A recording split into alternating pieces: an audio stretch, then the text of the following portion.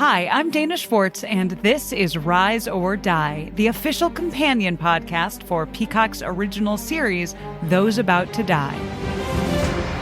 On this podcast, I go behind the scenes with the show's cast and creators to learn how they brought their brutal vision of Rome to life. I talked to acclaimed director and executive producer Roland Emmerich. When I saw the first race, I was like giddy. Actor Ewan Ryan. For an actor, that's a dream, although you do get a lot of sand in your sandals. And so many more. You helped summon those ghosts back onto that stage. Every day when I went to set, I was giggling about what I saw. I think it's going to be a breathtaking thing. People will freak out. Rise or Die launches on July 18th. Watch or listen wherever you get your podcasts. A bloodbath tonight in the rural town of Chinook. Everyone here is hiding a secret. 4 more victims found scattered. Some worse than others. I came as fast as I could. I'm Deputy Ruth Vogel. And soon, my quiet life will never be the same. Realm presents a 30 Ninjas production, Chinook, starring Kelly Marie Tran and Sanaa Lathan. Listen to Chinook wherever you get your podcasts. Hello, everybody. Before we get started, we have just a couple of announcements. The first one is that I, Kristen Nolene Russo, have an event coming up on March 27th at the University of Wisconsin Stout. That is in Menominee, Wisconsin. I don't know if that's how you say it, but that's how I say You're it. Gonna find out soon. Yeah, it's just an hour outside of Minneapolis. And it is an event about coming out. It is for students. It is for families. It is for young people as well. So if you live in the area and you want to come hear me talk about coming out and other stuff, probably there'll be at least a Buffy reference or two. You should check that out. You can find all of the information on our website, bufferingthevampireslayer.com, under events. And again, that's University of Wisconsin Stout on Monday, the 27th at 7 p.m. Speaking of events, I just have to one-up me, don't you? That's right. I, Jenny Owen Youngs, will be playing a Northeast mini tour, or as I tried to call it, a minotaur. But my manager was like, no, I'm an adult, and I won't let you have any fun. Management haters now. Yeah. But from April 6th through April 9th, I'll be playing in Northampton, Massachusetts, Boston, Massachusetts, Brooklyn, New York, and also Philadelphia, Pennsylvania. Oh, Philadelphia. Everybody's been begging you to come to Philadelphia. So grab a ticket, come hang out. I will jam or something. And you can find tickets and info and whatever at bufferingthevampireslayer.com. Jenny, are you going to play any of your Buffering the Vampire Slayer songs? I feel like I'll play at least one a night. At least one. You better play at least one. They're hits. Oh, boy.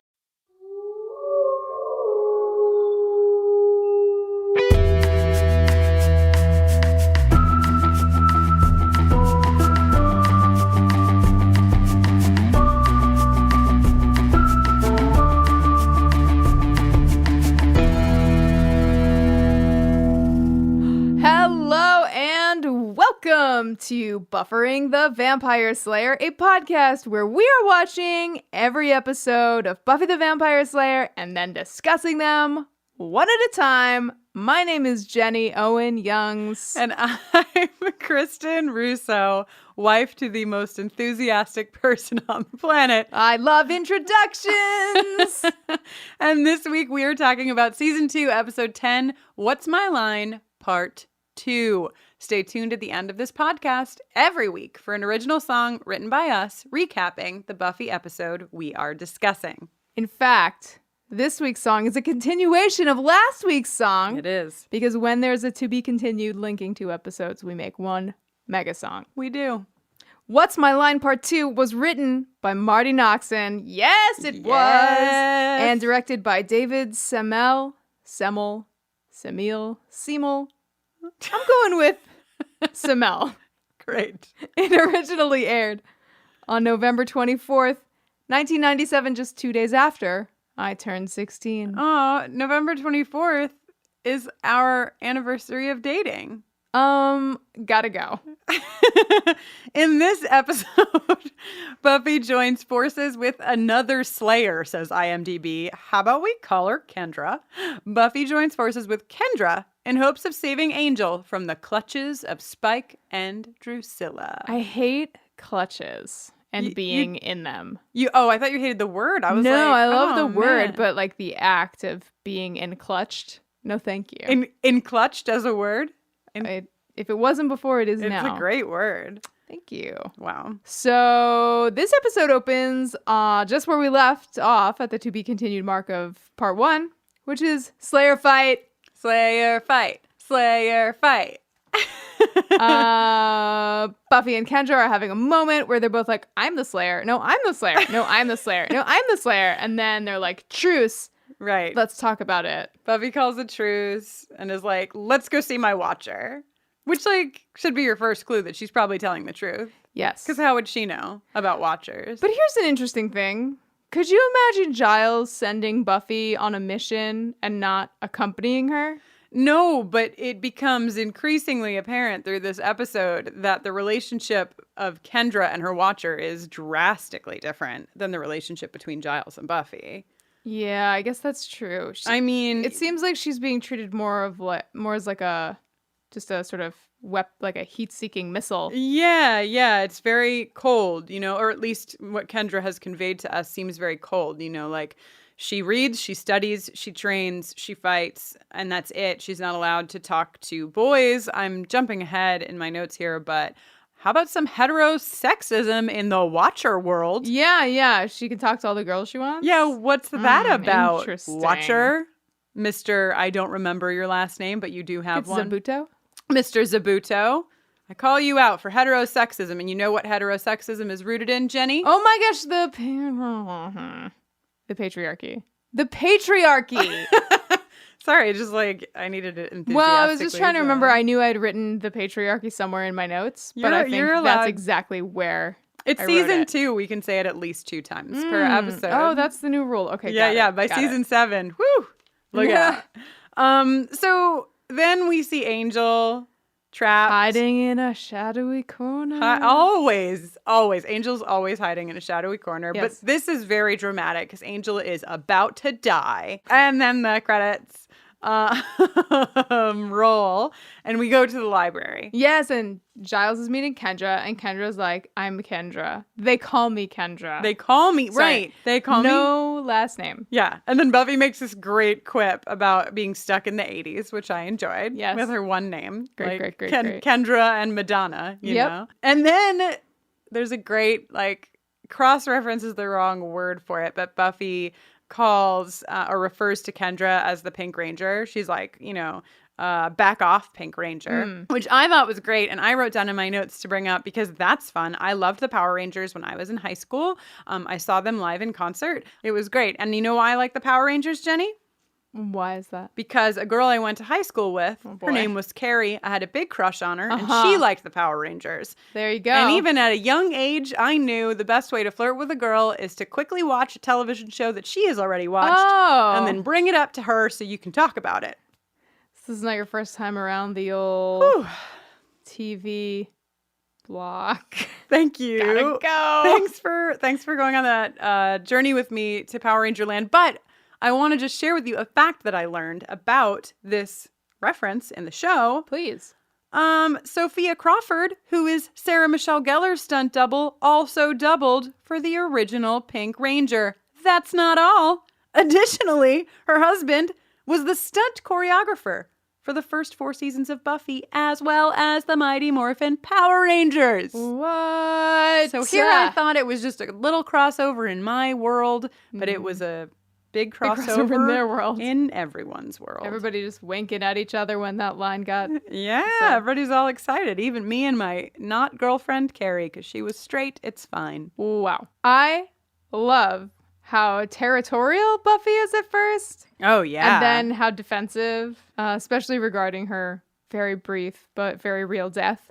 What did she say? I just died a little bit. Yeah, just a little. Just a little bit. Yeah, I mean, this is, of course, she's feeling territorial and defensive. And that, we see that again and again throughout the episode because you wish and you wish and you wish that you weren't the only one in the world and that somebody else was there that could understand. But then you get your wish and you're like feeling threatened. Of course. Yeah. Of course she's feeling threatened. And she's feeling threatened because Kendra is like super well read, has a handbook, who knew there was a handbook? Marty Noxon. Yes. Marty Noxon knew there was a handbook. Marty Noxon invented the handbook. Delightful. Thank you, Marty. All the Slayers of the world appreciate you for inventing the handbook. I would like to talk for one moment about two of the outfits. Willow's red overalls. Yeah. Willow's red overalls. Yeah. That's all I have to say. And Buffy's giant flannel shirt. Oh my God. Jenny and I are polarized on this. She looks like the sail of a boat. I love it. I think she looks hot. I don't not love it. But also, two realities are existing simultaneously. I love it, and she looks like the sail of a boat. Well, you know who could probably comment on this flannel and maybe more? I've got an idea. I think maybe Kate Leth could help us out. I think we need a little fashion watch. It's time for our friend Kate to give you the Buffy fashion update. Welcome back to Fashion Watch, aka how does Cordelia have the least interesting look in this entire episode? She's wearing baby blue, which, of course, I love, but I don't know. None of it really does anything for me, and there were a lot of looks to get through, so let's move on. I'm probably in the extreme minority when it comes to people who love Kendra's whole pseudo-Jamaican 90s Wonder Woman vibe with the wrist bracers and silk pajama pants and really intense brown lip liner, but I could give a care. I mean, her character and accent are, pretty problematic or at least questionable, but her hair in the end of this episode is flawless. As my mom's pointed out, Buffy's wearing a flannel in this ep, and I have to give her points for both that and her track pants during the episode's climax. And if you can forgive the segue, speaking of climaxes, I finally get to talk about Drusilla, or more specifically, psychopath BDSM Drusilla, who shows us exactly the breadth of her mania in what, I'll be perfectly honest, is one of the sexiest moments of this entire series. Okay, look. I know this is Fashion Watch, but I'm a human being, and Spike presents her in her beautiful vintage dress and unsettlingly ripped arms with Angel tied up and gagged so that she can torture him and, just fuck me up, okay? What is even happening here? I was 12 when I saw this. How is it not supposed to take root in my brain? Okay, sorry, there's fashion in here somewhere. Her nails. Drusilla's nails, totally iconic. You can reproduce them very easily if you have a French manicure kit. All you have to do is, instead of having a natural base coat, use black or red with white tips. It's really great. You too can be a psychosexual vampire queen. Okay, it's good. And hey, Willow looks cute as a goddamn button in the end of this episode. She's got her little French braids and her sweater and her rainbow backpack, and she's talking to Oz about the animal crackers, and she looks basically perfect. I love her, and I love what's happening for her. I'm fine. I'm fine. Until next time, I'll see you at the mall.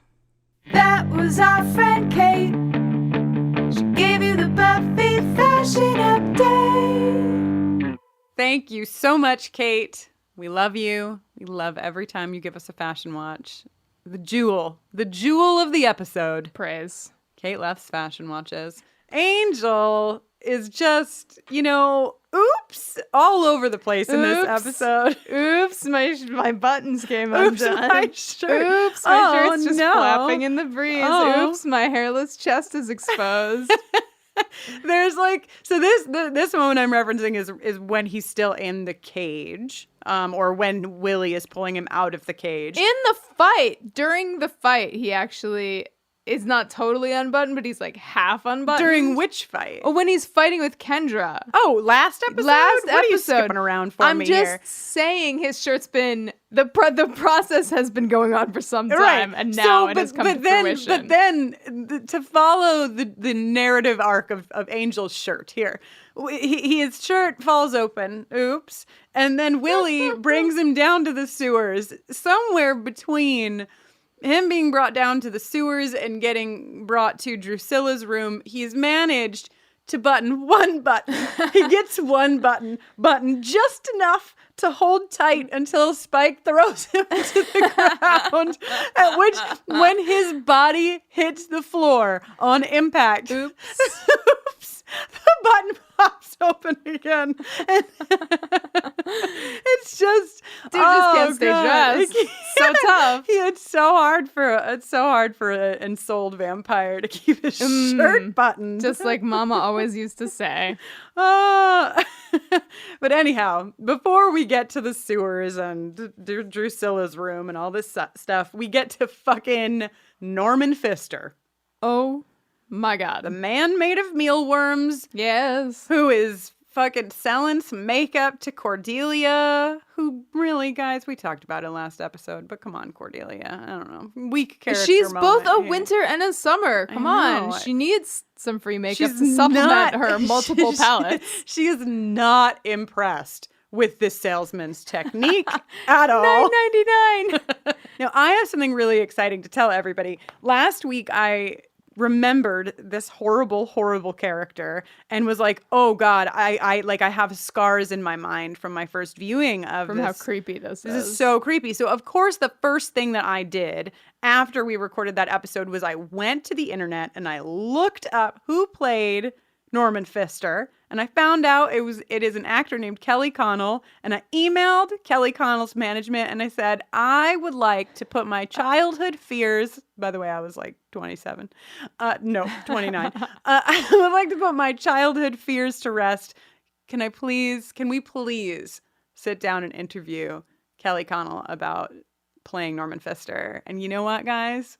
He said yes. He said yes. So before the episode is through, we will get to hear a little bit of our interview with Kelly, who plays Norman Pfister. And he was such a delight. Much more delightful than most people made of worms that I've talked to in the past. Surprisingly. And we'll get there. We'll get to that interview very shortly. But first, we have some things to talk about. One more thing about Norman Pfister I would like to say right now is I think his favorite line of mine is, are there any other ladies in the house? It's so good. Oh, it's so good. It's really and so good. creepy. And then my favorite Norman Pfister moment is when he busts into worms and they're like, oh God, and they run away. And then he's just reformed standing in another part of the house. No, thank you. Creepy. This is the worst possible version of a horror villain that I can think of. It's pretty bad.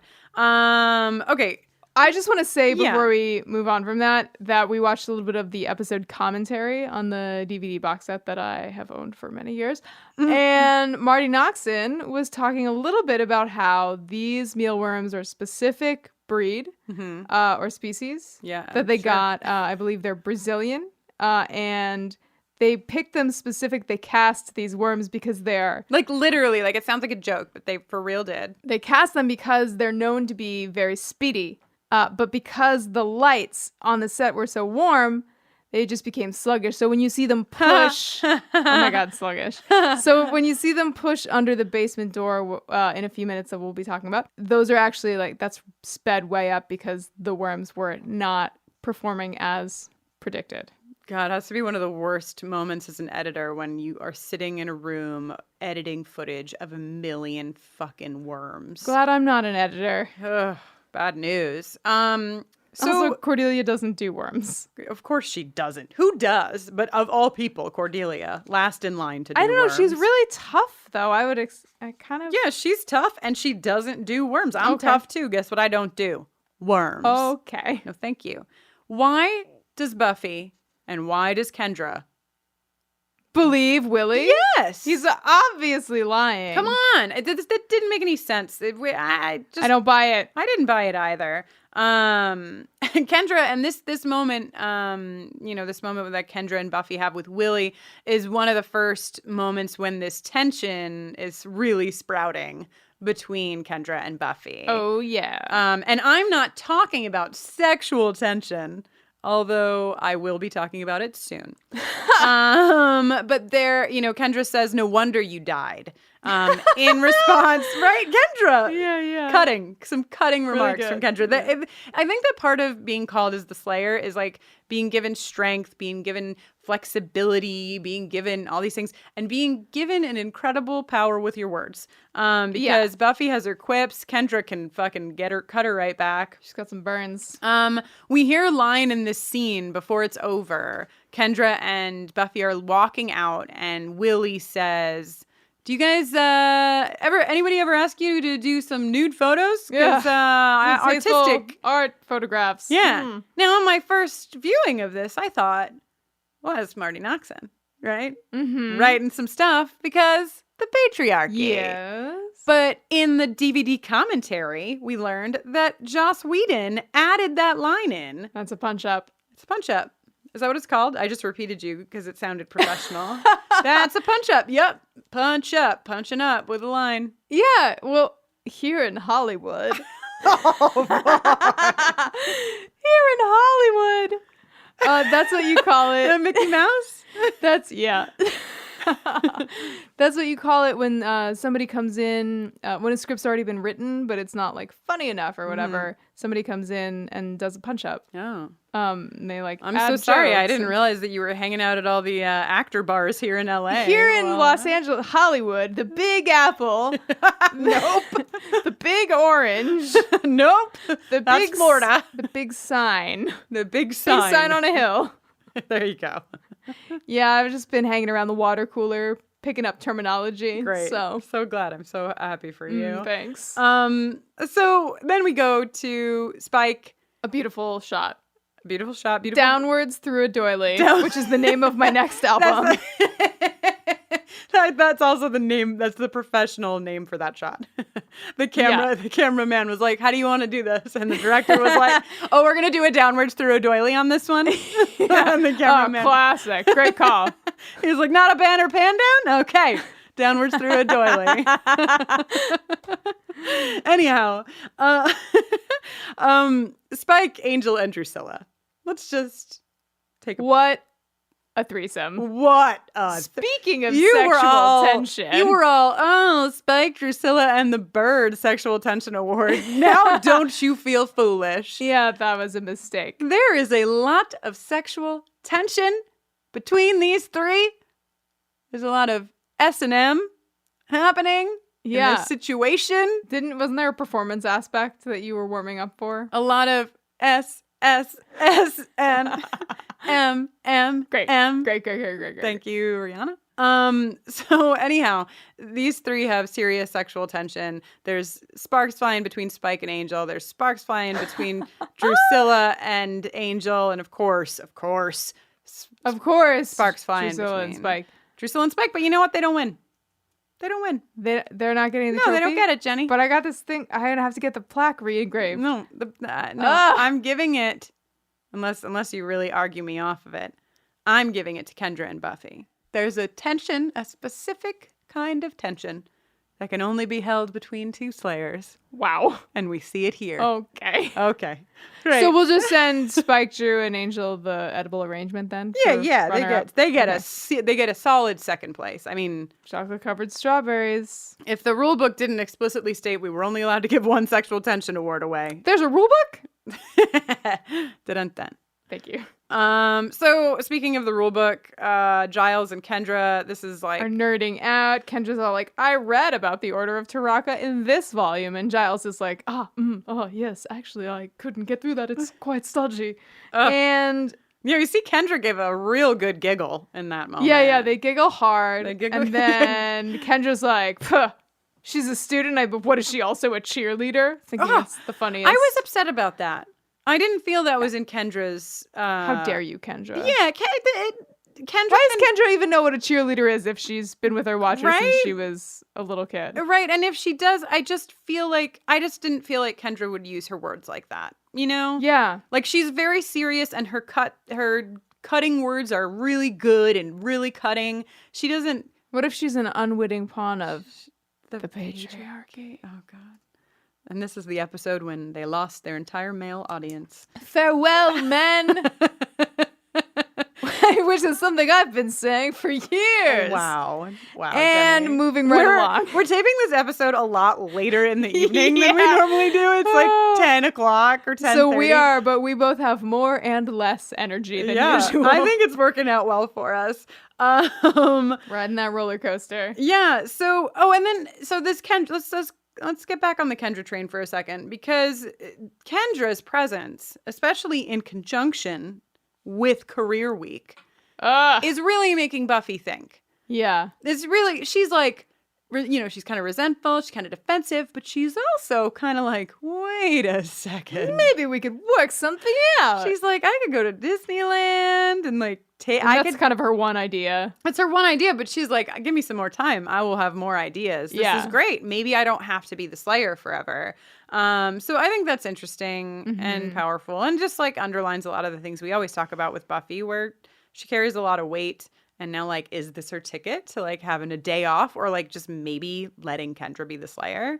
Let me tell you something though. As somebody who identifies with Buffy, she would never be able to relinquish control. No, never. She'd never be able to give it I know up. you. I could never. Somebody stands right next to me and says, Kristen, I can do this for you. And I'm like, that is wonderful. No, thank you. I will do it. I can do it best. It's the way of us Slayers, you know? Right. So Cordelia and Xander are in a basement. Yeah. Zordelia situation. Much better than Candor. Yeah.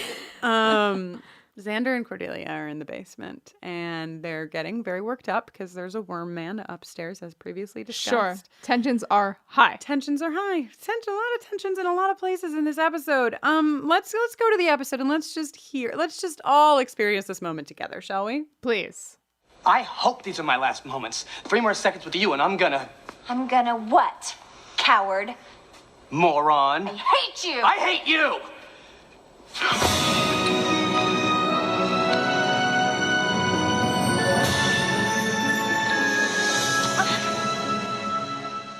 We so need to get out of here. Uh-huh. Wow. Oh my God. Wow. So great. The music cue. The music cue is everything. Perfect. It's everything, because we have a lot of feelings about this. May Rude texted me, I remember, back when she hit this episode, she lost her shit over this. Mm-hmm. Here we've been talking, especially if you're following this with us, we've been talking Cordelia up till Xander we're all the way blue in down. the face, and talking Xander super down. Who could have predicted? 2 titans converge. Wow. So this happens not once, but 2 times in this episode. There is a kiss. And I mean, what are your feelings about this, Jenny? I'm shocked. Okay, you're not shocked because you've seen it a million times. What are your feelings about this? My feelings are, it makes less sense to me now than it did on previous watches. It still makes sense to me. It makes sense because they're hate kissing. Right. All we've seen here in this episode is like a physical thing that has manifested out of this hatred, this shared hatred, right? Yeah. And I think that there's really some truth to that. I think there's also like, this is a kind of a classic storyline where the like, loser, and I'm not calling Xander that, but like that's like, he calls himself that kind of in the grand scheme of high school. And the popular girl, or the reverse, where the quarterback and the girl, and that shit bomb in the overalls. Yeah, that girl before she takes her glasses off. Exactly. Fall for each other, and it's like, oh God, how is this possible? And the emotion it brings up for them is, we gotta get out of here. Yeah, the fact that we have kissed is more terrifying to us than a man who explodes into worms. To give you an idea. Okay, so Cordelia, oh God, she goes upstairs. This is I don't like such it. a bummer. I don't like it, Jenny. It's raining worms. It's raining Hallelujah. What's important might make you feel a little bit better about this is, according to Marty Noxon, those are just rubber worms. Yeah, because Charisma would not have it. You know what? You know who doesn't do worms? Cordelia or Charisma. Something else to note here is that Cordelia opens her mouth she stops under the waterfall of bugs instead of continuing to run, and then she opens her mouth to scream. I mean, you know what? I want to wish that I wouldn't do the same thing, but I'll tell you what, if it was raining fucking worms on me, I don't know what I would do. I think I might go into child's pose on the floor and just hope for the best. No, you wouldn't do that. I don't know what I would do. Survival instinct is stronger than that. I would have been naked on the front lawn, though, I'll tell you what. Like, I know that Xander, like, hosed Cordelia off. What? I mean, the fact that she didn't at least take that sweater off, which was holding most of the worms, is bananas. No, I think that, like, if I'm imagining it, if I'm putting myself in Cordelia's place, I would have taken off at least my sweater and my dress. And I think I would have, like... You probably would have taken your underwear off. I think I would have taken everything off. But at least the sweater and the dress. And I would have head first ran into Xander. Like, just, like...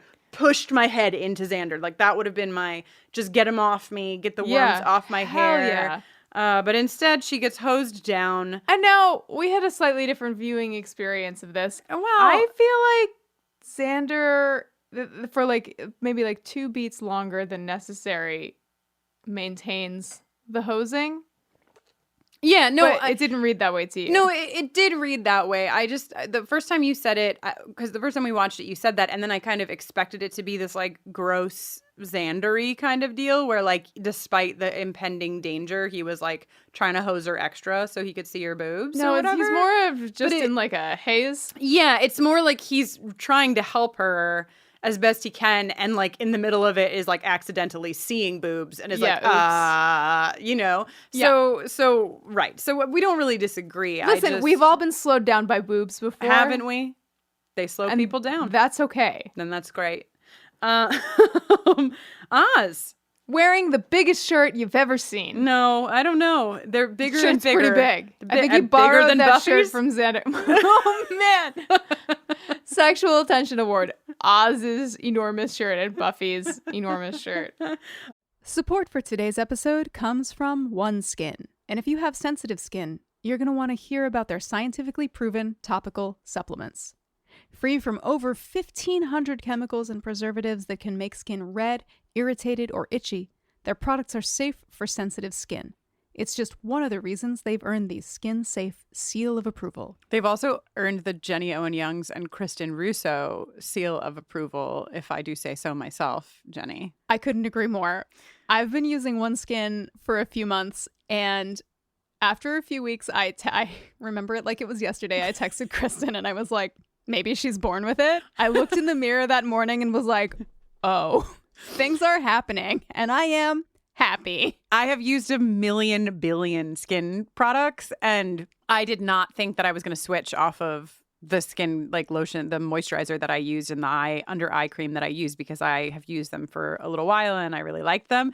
And I've switched completely, which is a pretty big deal. OneSkin is the world's first skin longevity company. By focusing on the cellular aspects of aging, OneSkin keeps your skin looking and acting younger for longer. Get started today with 15% off using code BUFFERING at oneskin.co. That's 15% off at oneskin.co with code BUFFERING. After you purchase, they'll ask you where you heard about them, and if you can, please tell them that we sent you. As a podcast network, our focus is bringing you shows you love to listen to. But we also sell merch related to those shows. And partnering with Shopify has made that both possible and simple for us to do. Shopify is the global commerce platform that helps you sell at every stage of your business. Whether you're selling scented soap or offering outdoor adventures, Shopify helps you sell everywhere because they've got you covered, from their all-in-one e-commerce platform to their in-person POS system. What's so fantastic about Shopify is how, no matter how big you want to grow, they provide everything you need to get control of your business so you can take it to the next level. Businesses that grow, grow with Shopify. Sign up for a $1 per month trial period at shopify.com/realm. That's all lowercase. Go to shopify.com/realm now to grow your business, no matter what stage you're in. Shopify.com/realm. Okay, here we are at Career Week. Here we are at Career Week, where we have a school shooting that happens. The Terrakan number 2 3? 3. Terrakan number 3. I'm not buying Terrakan number 3. It's just like too many guns. Right? I don't just think like you get not to use convincing. guns. Guns, oh, I've got another gun on my ankle. For me, guns don't have a place in this world. No. Yeah. You don't get to use guns. You're a mythological fucking bounty hunter. You can't. Come on. Just like do your thing. Use your strength, man, not a gun. So this is a scene. Who knows if we would even be able to see this scene today on today's television. Oh yeah, good point. So this is, before Columbine and before so many other shootings that we've seen in our country in the last, 20 years. But this happens. It's kind of short-lived. Oz gets shot. The skeleton gets shot also. I don't want to leave the skeleton out. Loses his whole skull. Yep. Jonathan gets taken hostage. I think Jonathan's in the Guinness Book of World Records for the shortest hostage ever. Most ineffectual, like back up to the door before you drop your hostage. Like, I know. This Terrakan needs some advice. I'm shocked that some this help. person was allowed into the Order of Terraka. So, right? Don't they have standards anymore? In my day, the Order of Terraka would never have allowed such a sloppy assassin into their ranks. So Willow is ace bandaging Buffy's knee. I just liked this moment. I thought it was funny that Willow was like, you know what I'm good at? The internet and ace bandages. Nice. So then Xander and Cordelia come in. They meet Kendra. Oh my God. Cordelia's like, hi. Yeah, Cordelia could care less. Cordelia is wet and she's wormed and she's wet and wormed. She's not happy. Xander has this horrible line, "You're a slayer, I'm into that in a woman," or whatever he says, which I'm not into you, so bye. Then Kendra is completely incapable of having a conversation. I hope I will be of service, and calls Xander sir, and it's a whole thing. Because we learn, later on in the library, Kendra's backstory, which, we have to talk about. Kendra, her parents gave her to her watcher at such a young age that she can't remember her parents. So this is just an entirely different experience. And I'm going to jump ahead a little bit because I really want to talk about this. There's a moment between Kendra and Buffy where Kendra is like, they're talking about emotions. And Kendra is like, you can't have emotions. They make you weak. And Buffy says, no, my emotions give me power. Kristen Russo also says this. You better fucking believe I do. I fucking love this exchange. I was so excited about it because, classically, women are told that their emotions make them weak. I mean, this is a thing. It's been a thing forever, for as long as time. Tale as old as time, if you will. And, I think that there are a lot of women I know who absolutely are terrified to show any kind of emotion because they feel it will make them not be taken seriously and will also make them seem weak. And that's actually true. I mean, that does happen. I think a lot. And so I loved this because I, like Buffy, really embrace my emotions. I do feel that they give me a lot of power. I express them very much, and I just loved that it was played out between these two because I found it to be a very powerful feminist moment. There are a lot of them in the show, I know, but this one really spoke to me. Fucking emotions don't make you weak. They make you stronger. I am Team Buffy on this one. And I think Kendra is coming around to be Team Buffy too. It's just she was trained to believe that her emotions were bad.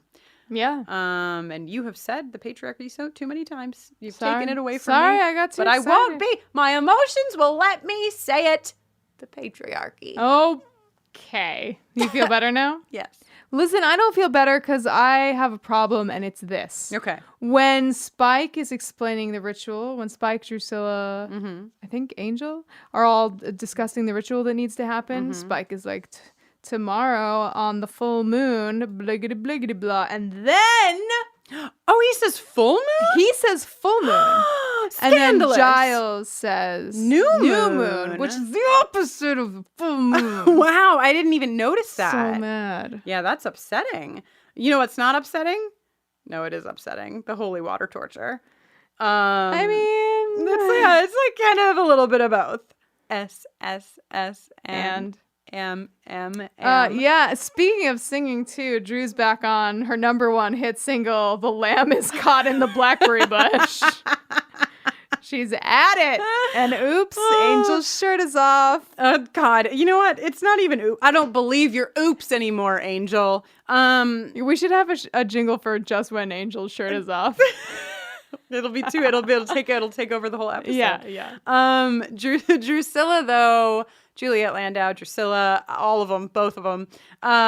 This moment, this scene is brilliant where she is saying they used to eat cakes and eggs and honey. She delivers these fucking lines so beautifully and brilliantly. I often think about how she was given a piece of paper, Juliet Landau, that said these words, and that these choices she made make them feel the way they do. Yeah. It's just so powerful. And her retelling Angel his worst story, right? The story that kills him more than any of the other stories in his history as a vampire, as she is burning him with holy water, is really powerful shit. Yeah. Drusilla, you get your jingle. Drusilla, you fill my heart with dread, and still I'm led right back to you.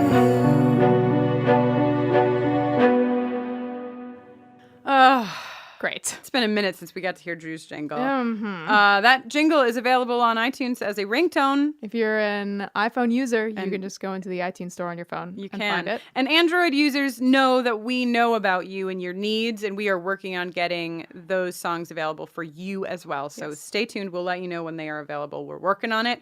Before we go forward, I just don't want to miss the line, "Nobody messes with my boyfriend." Thank you, Buffy. Oh, Thank you, Buffy.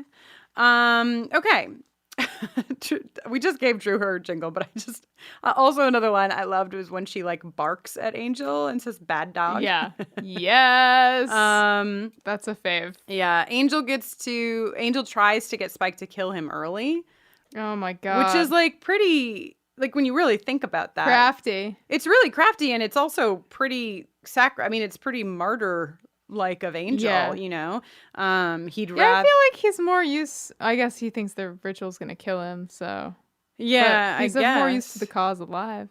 I know. That's what I think. I'd rather have Angel alive. Well, you know what? Angel winds up alive, so it's fine. Undead. Right. Really.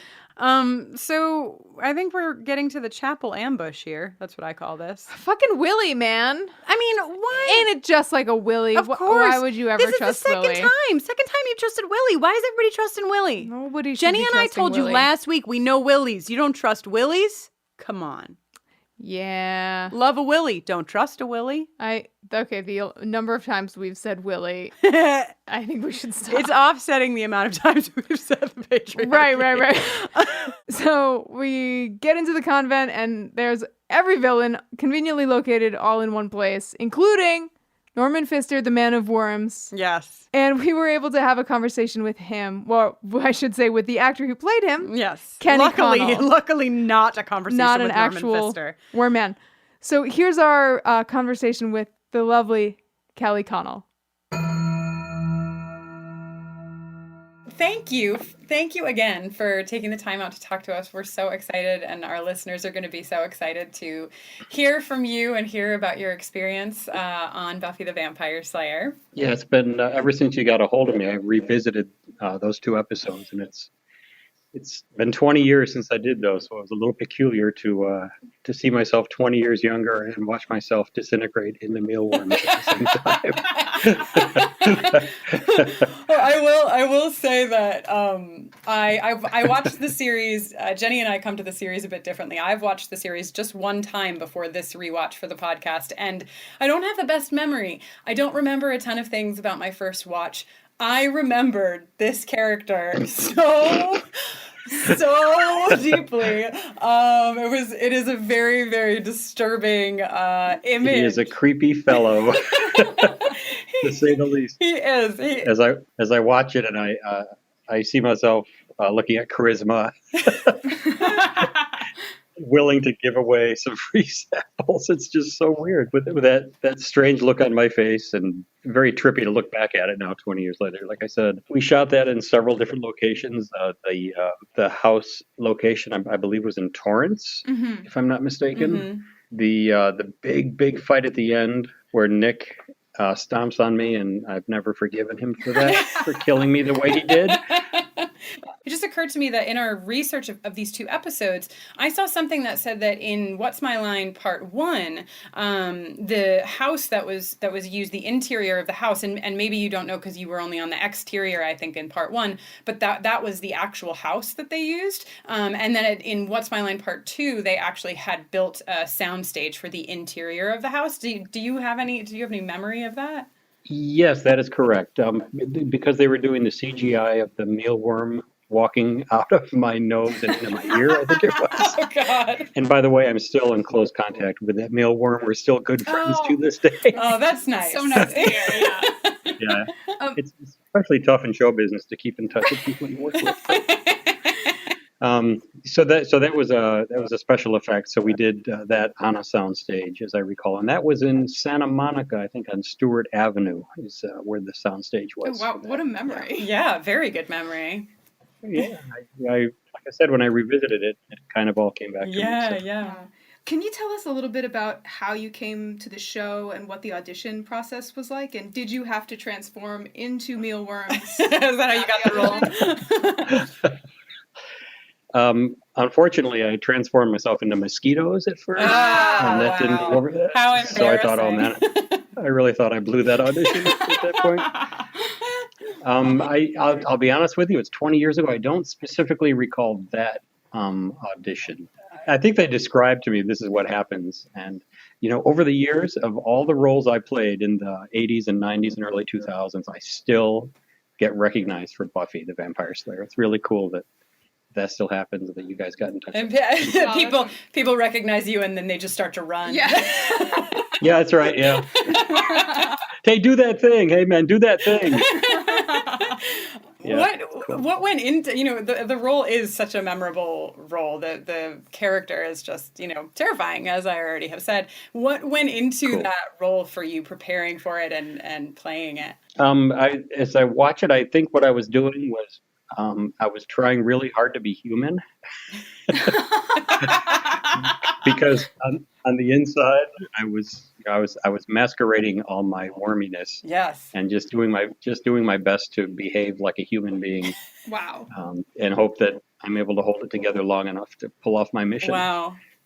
And you were. I mean, you might have been killed in the end, but you really did an effective job, I think, of fooling us all. Yeah. Like I said, when I watch it, it's wow, that's a creepy guy. Yeah, oh my God. For sure. Yeah, but creepy guys are fun to play. Over the years, played a lot of accountants and doctors and executives, and once in a while, something fun like that comes along, and it's you really get to break out of the box a bit with stuff that's bizarre or science fiction like. Yeah. It's a lot of fun to do. Yeah. Do you have any like particularly fond or fun memories of the actual shoot? I really enjoyed that work we did down in Torrance at the house. There was just something fun about carrying a box of, it's like beauty supplies, right? Or something. Yes. Blush Cosmetics. Yeah, Blush Cosmetics, that's right. I enjoyed working on that scene because it was the setup scene, I guess, and it was a lot of fun. That was the first time I got to introduce the character and to know that he's not exactly what he appears to be. Mm-hmm. The final scene where I get stomped on, I believe that is a convent that Katy Perry has been trying to buy for a while. What? Seriously, that location, it was a convent, and it's in Silver Lake, and I think that's the same one that Katy Perry. Have you heard about Katy Perry trying to buy the convent? No, we have look not. It up. Wow, you've got all the hot. Yeah, intel. That's a phenomenal piece of trivia too. Yeah. So, and that was cool. That was, the final scene where I get stomped on was a great location. A lot of smoke-filled rooms, a lot of fighting, really good fighting scenes, fighting sequence. Did you ever actually have worms on you? Yes. Oh no! Oh no! Oh, I didn't want it to be true for you. Yeah, there was one on my, as I watch it, yeah, there was one on my arm, on my right arm, and they were crawling around on those shoes. Oh.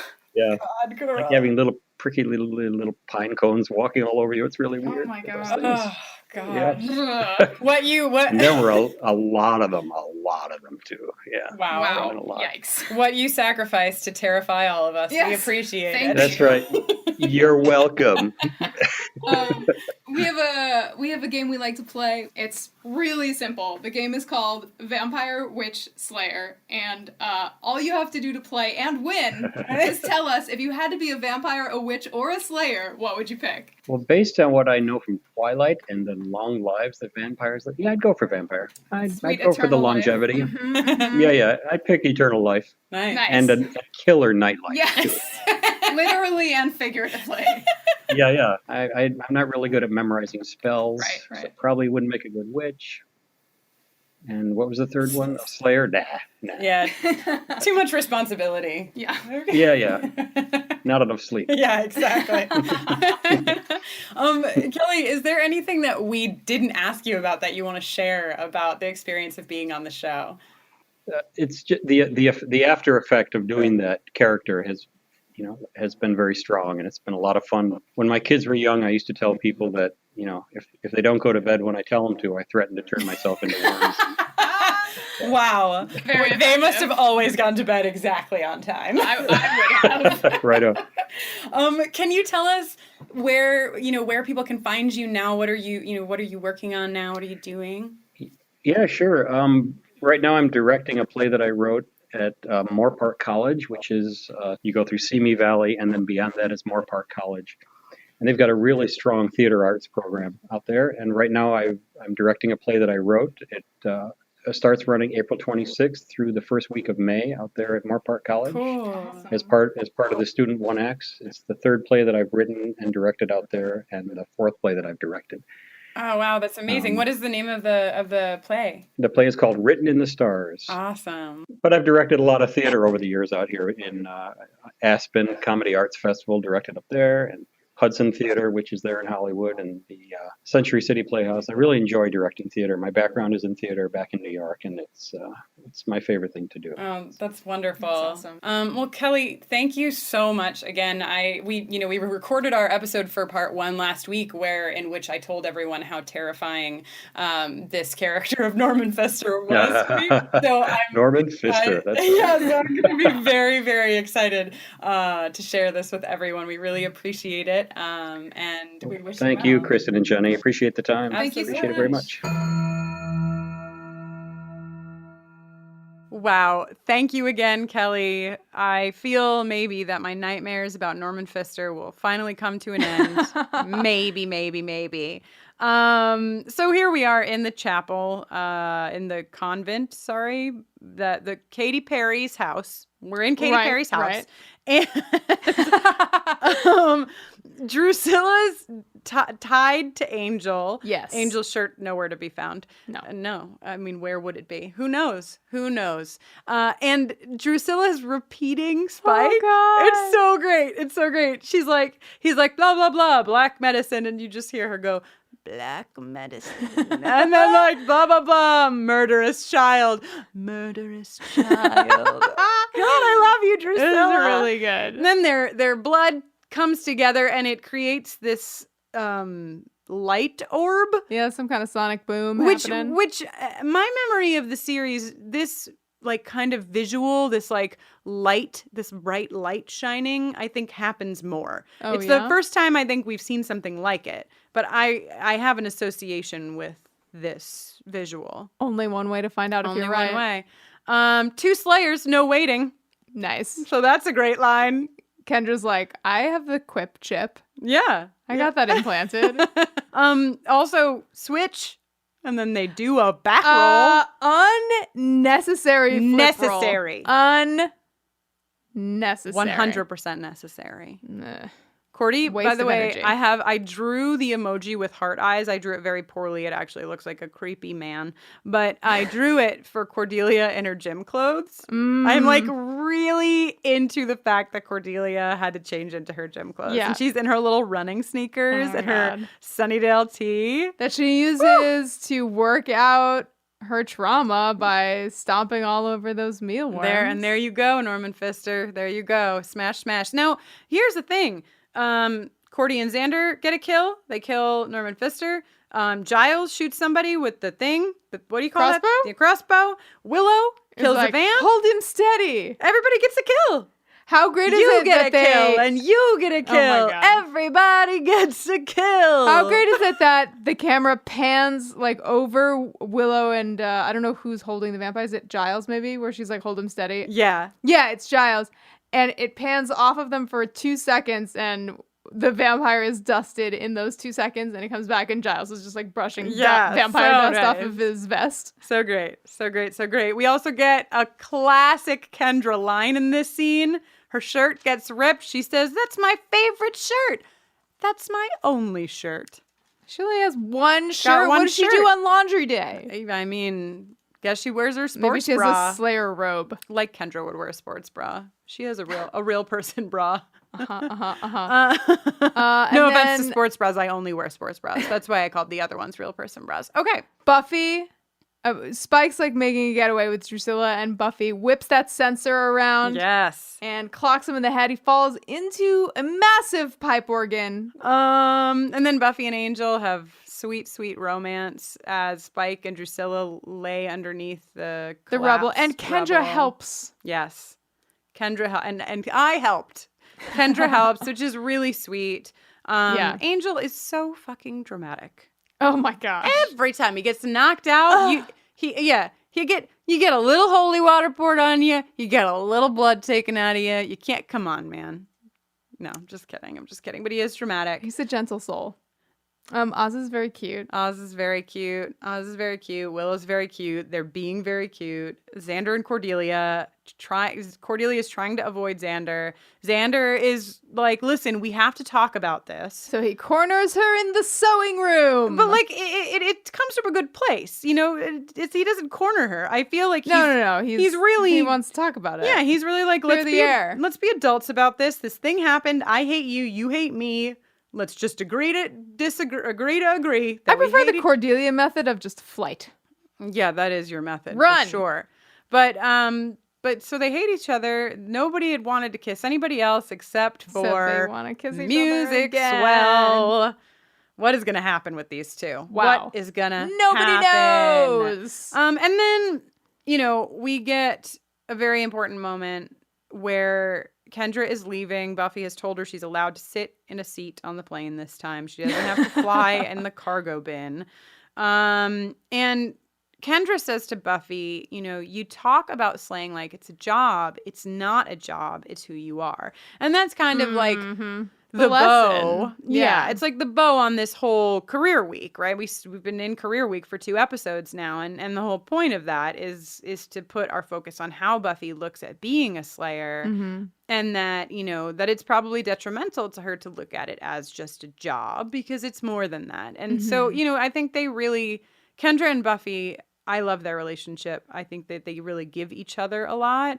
On top of not being, the other exchanges, I'm a freak. And then Kendra says, not the only freak. Right? Really nice. Like they give each other companionship. Even if they're not together, they know the other exists. Yeah. Definitely no hugs, though. And they're kind of like the yin to each other's yang, Yeah. Like Buffy has, uses her emotions and Kendra doesn't. And I think that they pull from each other a little bit and they make the other one stronger. Yeah. Which is great. Aww. Which is really great. You know what else is great? What? I don't hug. Yes. I don't hug, says Kendra. Bless you, Kendra. Bless. Buffy instantly recoils. Yeah, Buffy handles it great. That it would never have even occurred to her to hug. No, I love that because you know what? When this happens in real life, if a person doesn't want to give a hug, usually the other person is like horrified by that. Yeah, and offended. And you know what? Back off. somebody doesn't want to hug, they don't want to hug. And Buffy immediately is like, right, of course, hugging. So horrible. Goodbye. Yeah. So that's great. Cool. So here we are.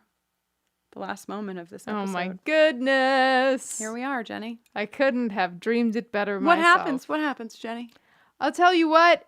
Drusilla picks Spike up from the rubble. She's very strong. She picks him up by one arm and then she carries him out of the church. Romance. She's strong. We've been talking for a little while about romance between Drusilla and Spike and how many feelings it has given us. Jenny, how many feelings has it given you? 8 bajillion. 8 bajillion. Here is a small sampling of the 8 bajillion feelings that we get for the romance between Drusilla and Spike. Hell yeah. They got a dark and creepy, ghoulish, freaky kind of love. They got a ropes and handcuffs, tortured, bloodlust kind of love. They do. Spike and Drusilla. Wow, what an episode. What a second part of 2 episodes. Wow. 2 episodes. That's a great sentence, Jenny. I am good. Yes, you at are. Words. You're great. Marty Noxon, we're really happy that you're around. Hooray! Really great stuff. Kendra, also happy that you're around. Hell yeah. We have a lot to explore. A lot of things going on. So in much more to come. So much more. But Very that exciting. is all for this week. Thank you so much for listening. I am Jenny Owen Youngs, and when I'm not watching Buffy and talking about it with Kristen, I'm usually writing and recording songs. You can hear some of them at jennyowenyoungs.com/buffering, and you can give me a shout on Twitter at Jenny Owen Youngs. You can give me a shout on Twitter at Kristen Noeline, KristinnOeline. And you can also find out more about my work with Everyone is Gay and My Kid is Gay, as well as a lot of the other projects that I work on, many of which overlap with LGBTQ communities, over on my website at KristinnNoeline.com. You can get all the info about our upcoming events as a duo or individually by visiting bufferingthevampireslayer.com and clicking on events. Follow us on Twitter or Facebook at BufferingCast, and you can also drop us an email at bufferingthevampireslayer@gmail.com. You can support us and our work over at patreon.com/bufferingcast. You can give at the $1 level, the $5 level, the $10 level, or the $1 billion level. Ooh, do the billion one. Yeah, great rewards come from the $1 billion level. But in all seriousness, we have a great family building over there. If you give at the $5 level, you get the MP3s in advance. If you give at the $10 level, we do Q&A videos. If you give at the $1 level, we do Buffy watches with you. It is a fun time all around, and it really helps us continue to do this work because this podcast does take a good amount of our time. Wouldn't you say, Jenny? Just a bit. More and more with each passing week. Uh-huh. But we do love it. We love doing it. So thank you for those who already support. Other ways to support, you can go on over and get yourself some new shirts or pins at our store. Go to bufferingthevampireslayer.com and click on shop. And third, last but not least, you can leave us a review on iTunes. A good one, please. If you don't mind. Thanks so much for listening. Till next time. Ow.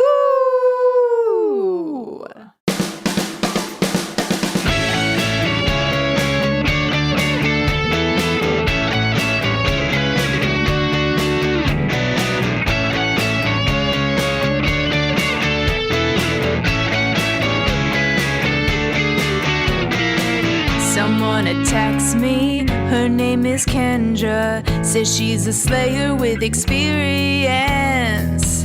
She's even got a handbook, man. Spike and Drew have a ritual plan, but nobody messes with my boyfriend. I'm the slayer, was alone in the world, but now I'm neck and neck with some other chosen girl. You're the only freaky thing in my freaky life that still makes sense. You're the only freaky thing in my freaky life that still makes sense.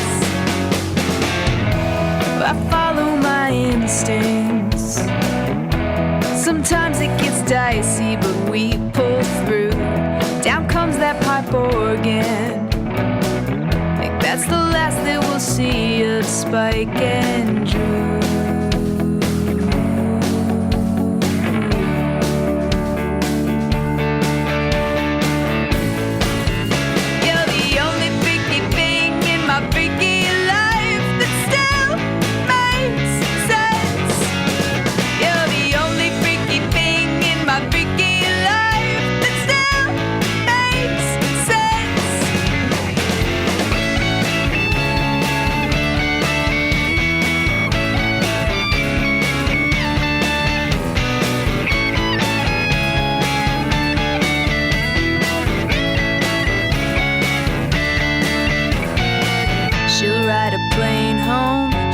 What I know. Someday I'll show her how that crossbow works.